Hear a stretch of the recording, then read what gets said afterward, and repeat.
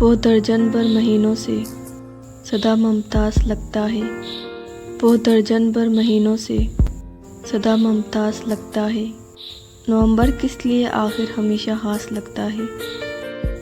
बहुत सहमी हुई सरबतें उदासी से भरी शामें, बहुत सहमी हुई सरबतें उदासी से भरी शामें, दोपहर रोई रोई सी और रातें खोई खोई सी, दोपहर रोई रोई सी और रातें खोई खोई सी।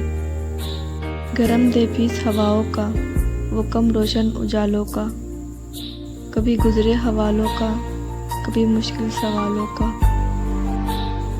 बिछड़ जाने की मायूसी मिलन की आस लगता है, बिछड़ जाने की मायूसी मिलन की आस लगता है।